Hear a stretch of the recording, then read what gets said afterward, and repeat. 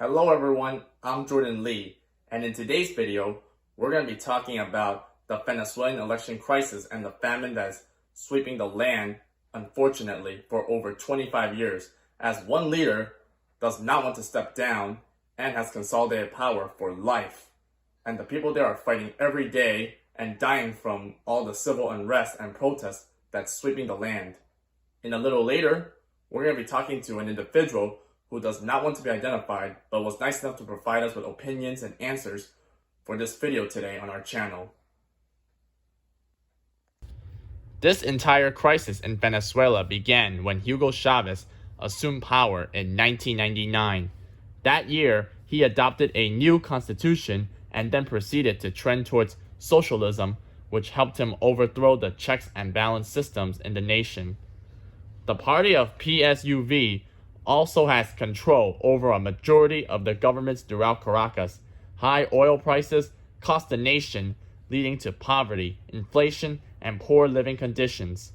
The press and opponents who dared to challenge him or talk bad on Chavez were subject to arrest and death. Following the death of Chavez, his VP, Maduro, then assumed the presidency. The same laws and policies still remained intact to this day. Massive protests were held in order to challenge him away from power because of another huge recession that took place in the mid-2010s. Elections have been deemed to be unfair and biased. The Electoral College and military support of Maduro in order to keep him in power from being jailed for his crimes including torture, political prisoners, money laundering, and drug trafficking. Juan Guaido even disputed the presidency with Maduro by having the National Assembly recognize him as the leader. Most nations also did so too until Maduro froze his assets and barred him from continuing political work. He fled to Miami fearing arrest made by Maduro accusing him of planning to overthrow the government. In 2024, Maria Corina Machado won the election but was banned to run by a Maduro ally. Another opposition leader, Edmundo Gonzalez, tried and won the race. There was clear proof, but once again, the Electoral College denied it to keep Maduro in office. Opposition supporters then took to the streets to protest and take down posters and statues in a violent manner. Maduro still wouldn't give it up and continued to accuse people of trying to suspend the elections. Day by day, it gets worse as supplies and food are still limited as fires rage on in the cities. The world has half of the nations like the US and its allies not recognizing Maduro as the victorious candidate, while Russia and China, who are close allies with Venezuela, recognize him as the winner.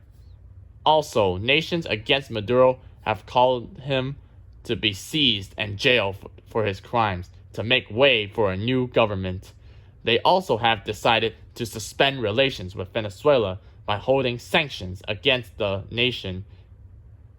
With no end in sight, the crisis rages on as the dispute continues.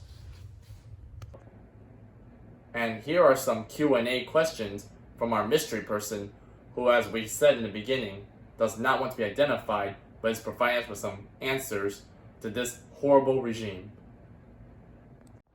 Hello, Jordan. I am so thankful for this opportunity.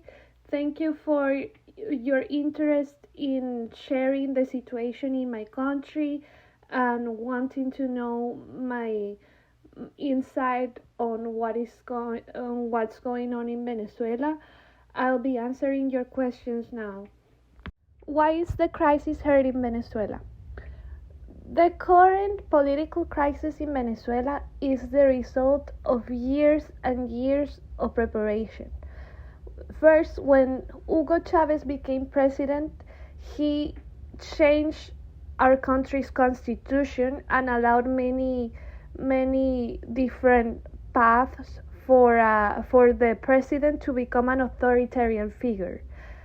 Eventually, when he died and he was succeeded by Nicolas Maduro, the president became authoritarian in the sense that even the separation of powers stop, like different, the judicial and the other branches in our government, which in Venezuela we have 5 branches, have all become dominated by the president's party, and therefore we no longer have a transparent system.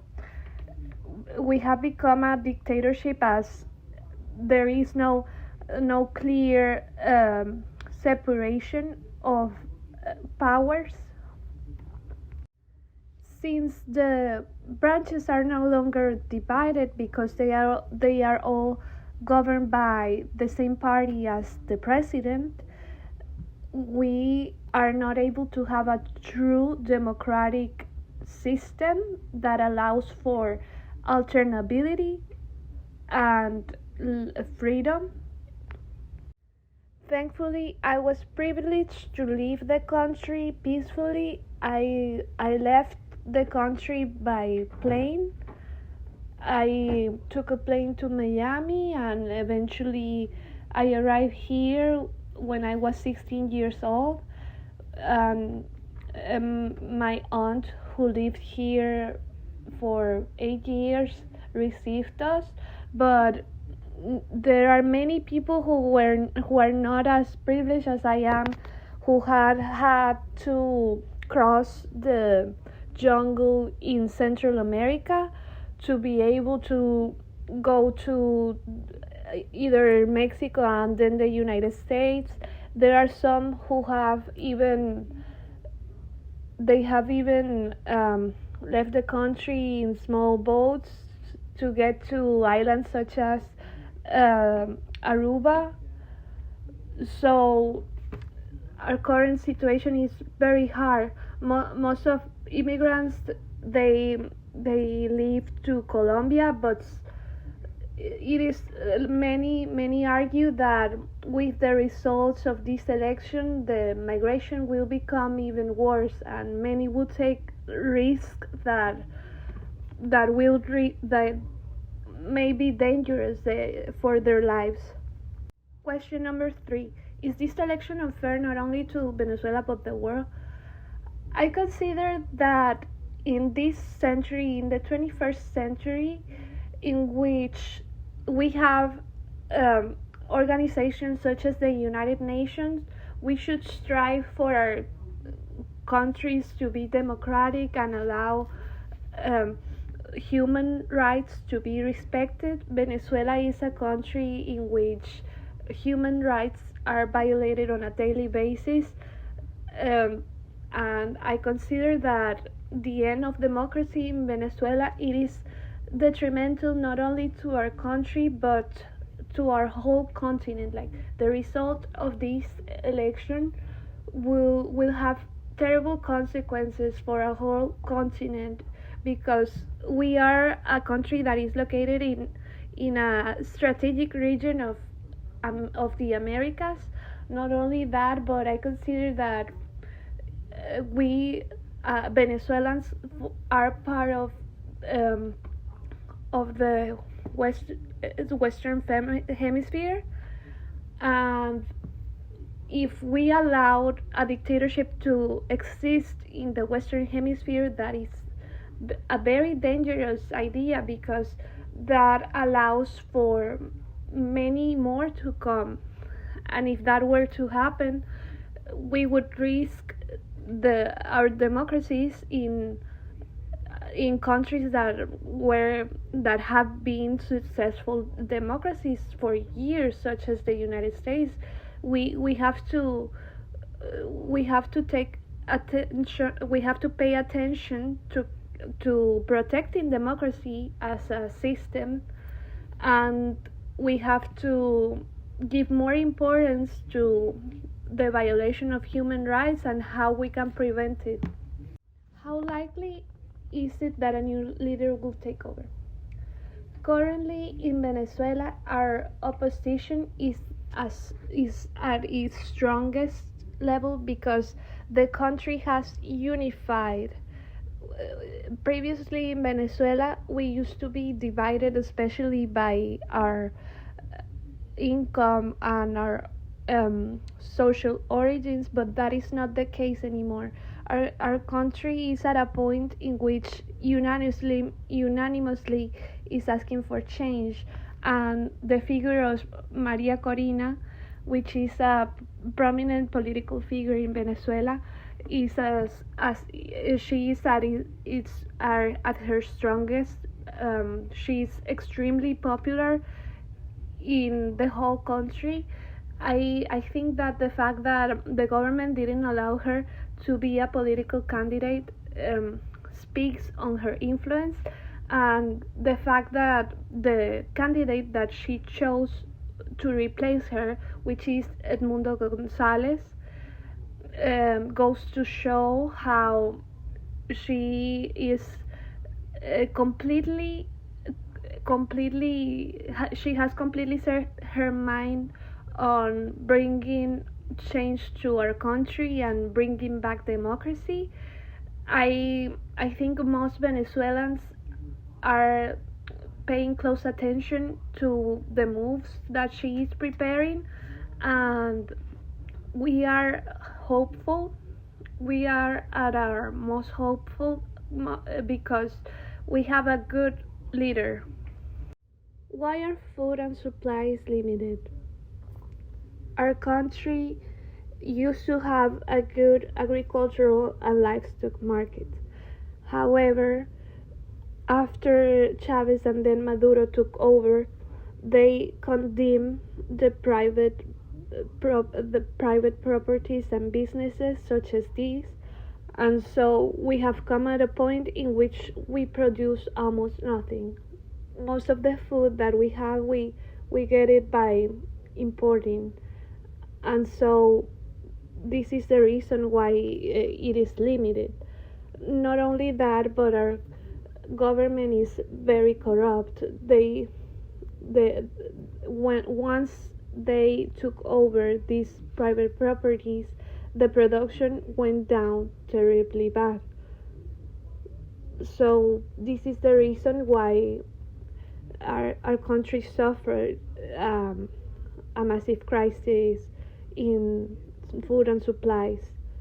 At the moment, it is not as terrible as in, for example, 2017, but the food and supplies continue to be extremely expensive for people, especially for people who do not earn in dollars but in bolivars. So the crisis continues to exist in especially affordability. Was this election biased to real opponents? I consider that this election uh, is flawed in a lot of sectors, starting from the fact that the organization who regulates the election, which is the CNE, the Consejo Nacional Electoral, is the government branch who oversees elections, but the current figure who regulates the CNE, Elvis Amoroso, is member of the same party as the president. So from starters, um, who is overseeing the election is the same as the president. So again, there is no clear separation of government branches. Then Elvis Amoroso banned Maria Corina from being a candidate, even though she was selected in the primaries, because Maria Corina was gaining a lot of popularity, and the political party of Maduro saw her as a menace.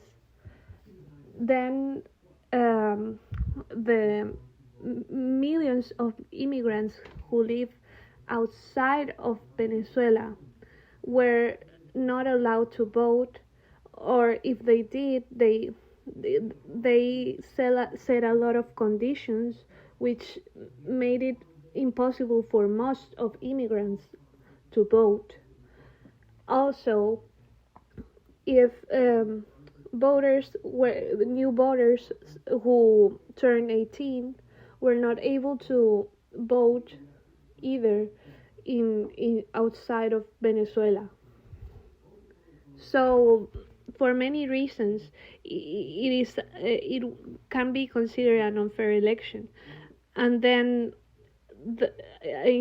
at the current moment, Maduro and Elvis Amoroso announced on the day of the elections that Maduro had won with 5 million votes. However, they have not published the voting tallies. In Venezuela, when you vote, the machines print out voting tallies, and to this day, 2 weeks have passed since the elections, and the government has not published the voting tallies. So it is I think it can be considered one of the most blatant cases of unfairness, and I think we have to open our eyes and accept that Venezuela is a dictatorship. Our elections are far from being transparent. With no end in sight of the Maduro regime, the opposition leaders will stop at nothing to make sure that Maduro is expelled from power and arrested for his crimes against humanity. This is Jordan Lee here saying thank you for watching, and I hope to see you on our next adventures.